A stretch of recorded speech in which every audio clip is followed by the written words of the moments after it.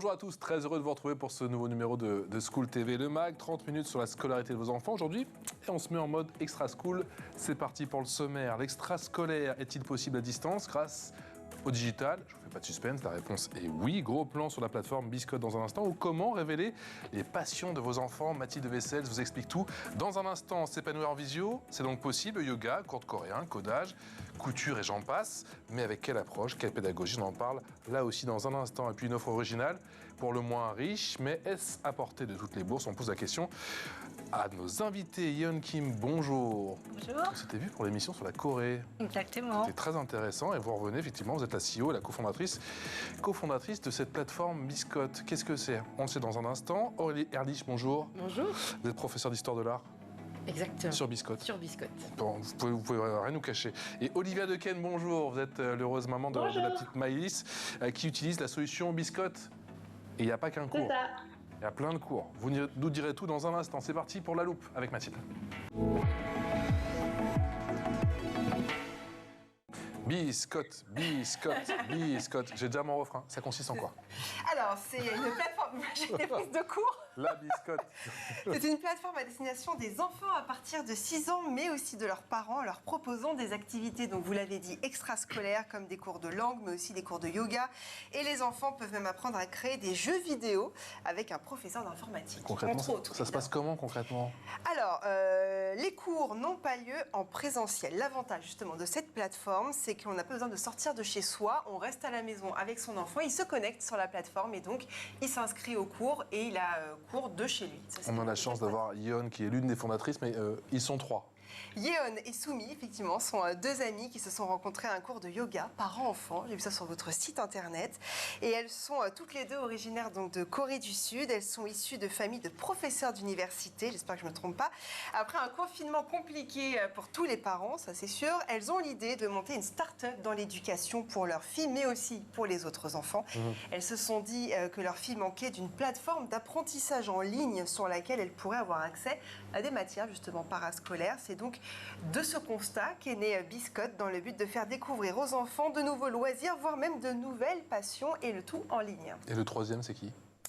Alors, vu qu'il y a deux femmes, on en a parlé, eh bien, elles avaient en tête leur projet de start-up. Elles rencontrent Yannick, c'est ça? Ou Yannick, je ne sais pas comment. Yannick, un développeur autodidacte riche de 15 ans d'expérience professionnelle. Il a un parcours particulier car il quitte l'école après le collège et rêve de travailler dans le secteur EdTech, ça veut dire de l'éducation. Et il souhaite offrir donc aux enfants des opportunités d'apprentissage alternatives qui lui ont manqué justement dans sa jeunesse. Et donc ainsi que l'équipe Biscotte s'est formée. Comment on a donc accès aux cours et surtout, est-ce que vous me connaissez, les prix, c'est abordable ou pas?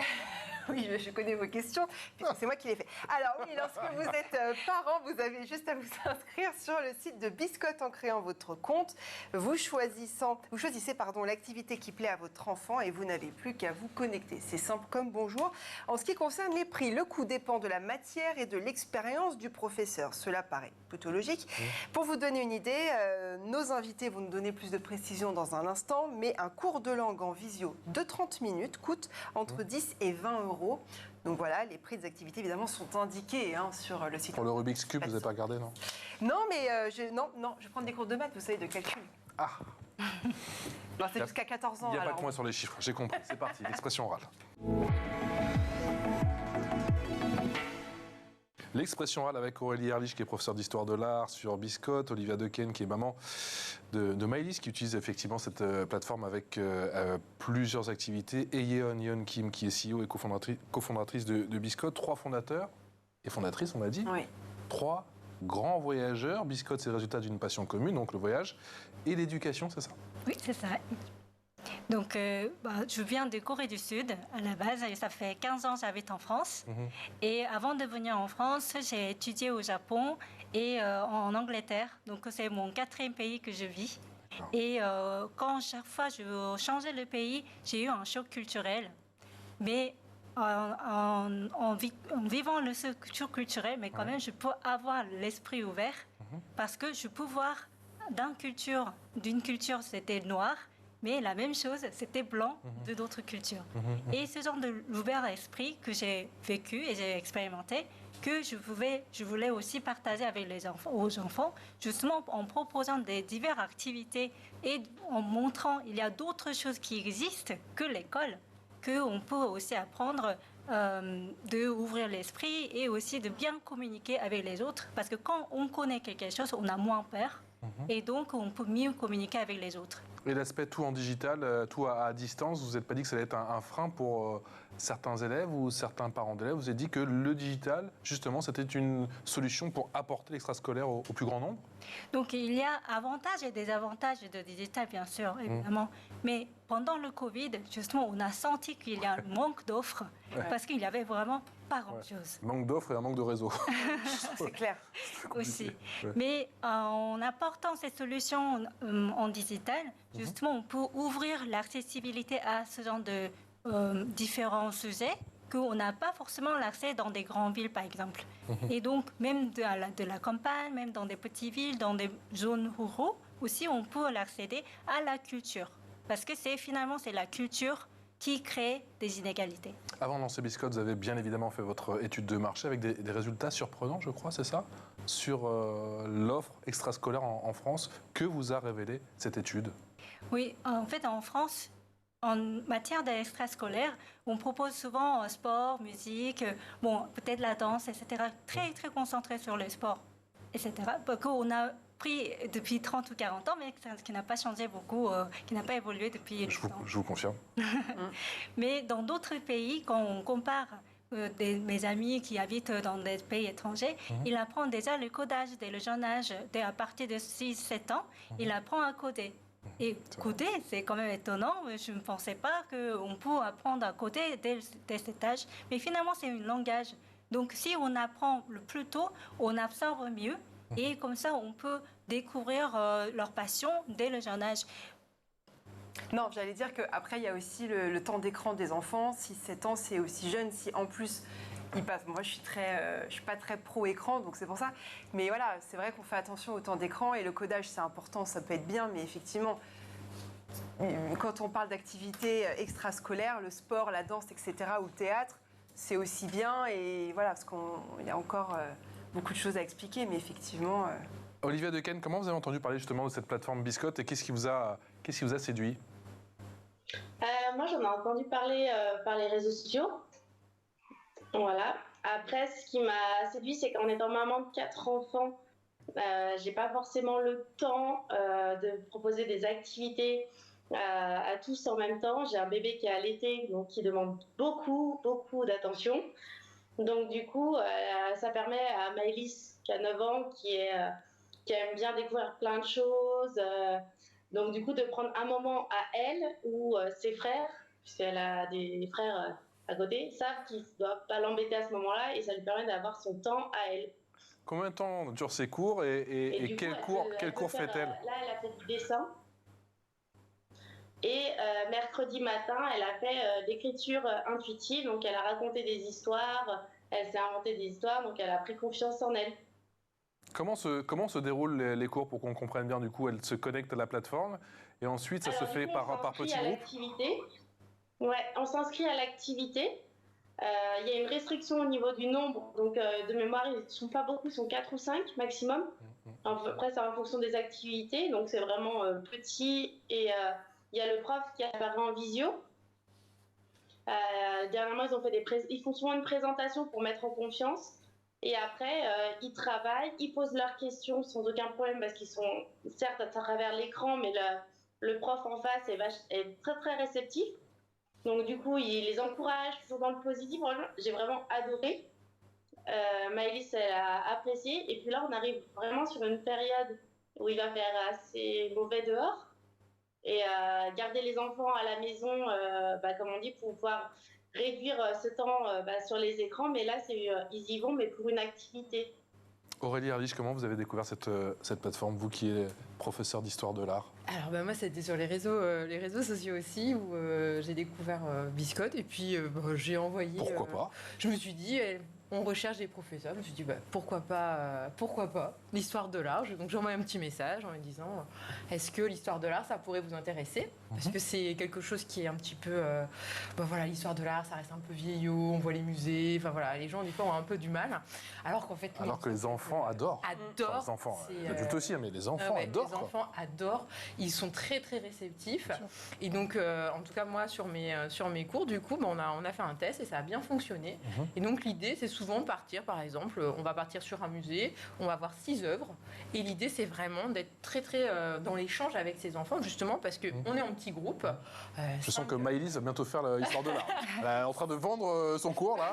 Maëlys, attention. 5-6 enfants, ce qui fait qu'on peut être questionnant, on peut aller. Parce que parfois, des fois, c'est pas évident d'être en visio, mais on peut aller chercher les enfants, on connaît leur prénom, on voit comment ça répond. Et par exemple, s'il y en a un enfant qui est un petit peu sur la réserve, on peut aller l'interpeller, dire alors et toi, qu'est-ce que tu en penses, qu'est-ce que tu as vu, comment tu ressens le tableau, comment tu ressens l'œuvre. Et donc, vous avez été vous-même surprise par justement le côté interaction, interactif, et justement ce petit groupe, 5-6 personnes, pour les motiver, les engager. C'est vraiment super, justement. Et ça, c'est vraiment moi, je trouve le format idéal parce que on peut vraiment, même si on est à distance via l'écran, mais on est vraiment très proche d'eux parce que justement on est en petit groupe, on peut avoir un intérêt pour chacun. Et ça, c'est vraiment la grande force de la plateforme, c'est ces petits groupes. Ion, c'est un des maîtres mots justement de votre plateforme. Moi, c'est vrai que je le disais, alors je ne l'ai pas testé, mais je l'ai beaucoup lu et ça revient beaucoup dans les retours d'expérience.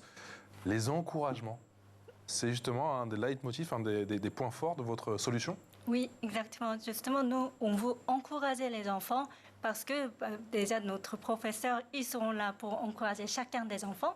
Et chaque enfant, ils vont avoir les prénoms appelés, qui n'est un peu différent dans des groupes un peu plus nombreux, qu'ils seront un des parmi de groupe. Et aussi, on a la partie gamification qui est intégrée dans notre plateforme, qu'on encourage avec une petite récompense qui s'appelle Cookies. Donc, au fur et à mesure, pendant le cours, on distribue des cookies à chaque enfant. Comme ça, ils seront motivés de continuer jusqu'à la fin du cours. Mathilde. Comment est-ce que vous sélectionnez les professeurs ? Donc, d'abord, on reçoit les CV et si jamais il y a des matières un peu plus rares, dans ce cas-là, on va aller chercher sur Internet ou en postant des annonces. Rubik's Cube, quand même, là, j'avoue que j'ai été étonné. Et ensuite, on passe d'abord l'entretien avec le professeur, justement pour savoir s'ils ont bien l'expertise dans le domaine et aussi ils ont déjà l'expérience de donner le cours en visio. Parce que le cours en visio n'est pas la même méthode que cours en présentiel. Donc, on cherche des professeurs qui ont déjà expérience en visio. Comme ça se passe mieux dans notre cours. Et ensuite, on fait des tests techniques. Donc, on fait onboarder des professeurs sur notre plateforme. Et ensuite, on fait le premier cours. Je vais justement raconter, ou en tout cas lire quelques présentations de professeurs. J'ai pas pris la vôtre, Aurélie, ne vous inquiétez pas. Notre prof expérimenté propose des fabuleux cours d'échecs. On développe l'intuition, la puissance de calcul, la créativité avec Antoine, ancien vice-champion de Paris des moins de 12 ans. Autre exemple, au menu de secours, un apprentissage basé sur des techniques accessibles, l'adaptation au profil individuel pour aller au rythme de votre enfant. Les enfants partent à la conquête du Rubik's Cube. Je vous assure que c'est vrai et c'est génial. La couture est une excellente activité pour créer, imaginer. Avec Audrey, une passionnée de couture, les enfants pourront s'initier à la couture à la main. Qui sélectionne au final, Olivia? C'est Maëlys, votre enfant, qui sélectionne justement sa matière ou vous gardez un œil dessus? Alors moi, je garde toujours un œil dessus. Mais est-ce que c'est elle qui choisit de prime abord et justement elle choisit le prof ou elle choisit plutôt la matière? La matière. D'accord. Parce que vu qu'on débute sur l'activité, elle ne connaît pas forcément les profs. D'accord. Et elle le fait à raison de combien de fois et de combien de temps par semaine? C'est variable? On est sur une fois par semaine. D'accord. Donc en fonction de l'activité. Et là, j'ai vu qu'il y avait des stages pour les vacances. Ah ouais. Donc je vais pouvoir regarder un peu les activités qu'il va y avoir. Et l'avantage, c'est que même si on part en vacances, elle peut le faire à distance. On peut se connecter de partout, c'est vrai que c'est très important de le rappeler. Je parlais de toutes sortes de matières, bien sûr l'histoire de l'art, du Rubik's Cube, de la couture, pourquoi pas. Faut que je regarde un avoir avec la couture. Oui, parce que je sais pas coudre. Mais moi non plus. Quel genre de matière vous souhaiteriez démocratiser, plus particulièrement en France, que vous avez, vous, repéré que ce soit en Corée ou que ce soit en Angleterre, par exemple, ou aux États-Unis? Par exemple, vraiment, le sujet de programmation, c'est quelque chose qui nous tient à cœur. Ça tombe bien, c'est la même chose chez School TV. Non, mais c'est vrai, hein. Ils apprennent ici à coder, effectivement, à apprendre le code et à coder au tout petit. Oui, parce que c'est vraiment un langage, donc on apprend mieux quand on est jeune. Et dans d'autres pays, ça commence déjà. Donc en fait, la France, on est à peu près 5 à 7 ans de retard. Et quand nos enfants vont grandir, ils vont quand même aller d'autres pays. Ils ne vont pas être cloisonnés dans la France. Donc on aimerait bien démocratiser le plus rapidement cette matière qui est vraiment en vogue, qu'on a besoin plus tard, parce qu'il y aura beaucoup plus de métiers qui est lié à la programmation, mais on ne veut pas avoir que des développeurs, bien sûr, mais il y aura beaucoup de métiers qui est en lien avec cette matière et ces gens-là. Donc si jamais on comprend, si jamais on sait, dans ce cas-là, on a moins peur et on peut mieux communiquer. C'est vraiment le but de notre apprentissage à travers le Biscotte. Et voilà. Aurélie, j'ai le sentiment qu'il y a quand même une manière de fabriquer du contenu. Comment vous faites justement avec Biscotte? À quel moment ils interviennent sur le plan pédagogique? Et j'ai quand même le sentiment qu'il y a une manière de raconter, de transmettre qui est propre à cette plateforme, qui doit changer, vous, de vos cours traditionnels, si je peux dire. Oui, voilà. C'est sûr que c'est pas la même approche. En fait, déjà, il faut être très vivant et très actif quand on est en présentation sur une visioconférence. Sinon, comme tout le monde, on s'endort devant un écran au bout d'un moment si ça ne bouge pas. Donc, il faut vraiment... je sais que c'est des images. Alors, je leur présente des images, des tableaux. Je fais des zooms. Après, je fais des petites questions. Je fais des petits jeux. Par exemple, si on va parler des rois, est-ce qu'ils arrivent à reconnaître les rois? Donc, en fait, c'est vraiment... Pour maintenir aussi l'attention. Pour maintenir l'attention, pour aller toujours les chercher, pour qu'on ait des temps d'écoute et qu'après, il y ait des temps où eux viennent en mouvement et viennent réfléchir, participer. Et ça, c'est vraiment quelque chose qui est très, très important. Ça peut pas être la même présentation que sur un cours magistral classique, parce que là, on perd les enfants. Donc vraiment, c'est d'aller les chercher. Mais en fait, ça devrait être comme ça dans les cours classiques, ça devrait être comme ça. C'est exactement ça. Non, moi, je suis pareil, je pense en vrai que sur la plateforme, mais tout le monde n'est pas comme ça. Et je pense que vraiment, les profils des enseignants qui sont sélectionnés, on ressent ce dynamisme aussi, et puis cette envie de transmettre vraiment notre passion, finalement, parce que je pense qu'on est tous des passionnés sur cette plateforme. Vous avez fait appel à une ingénieure en pédagogie, c'est ça? Oui. Sabine Bondou? Oui. C'était quoi ces préconisations? C'est justement pour recruter des bons professeurs avec des matières qu'on aimerait bien déployer plus chez Biscotte, parce que nous, on sélectionne des matières vraiment qu'on ne peut pas trouver facilement à côté de chez soi. C'est l'avantage d'être digital. Comme c'est très facile. C'est vrai que j'ai trouvé piano, mais couture, j'ai pas trouvé. Près de chez moi, non mais c'est vrai. Par exemple, tout simplement, cours de coréen. C'est très difficile de trouver un prof de coréen à côté, mais quand même, il y a des enfants. Par exemple, moi, je donne des cours de coréen à ma fille et je ne peux pas trouver les professeurs juste à côté. Et en plus, je dois aller déposer, attendre, etc., de ramener. C'est aussi un double coût parce que je dois du coup payer une nounou pour faire tout ça. Bien sûr. Olivia, j'allais mélanger entre les prénoms, je vous dis la vérité. Olivia, pardon.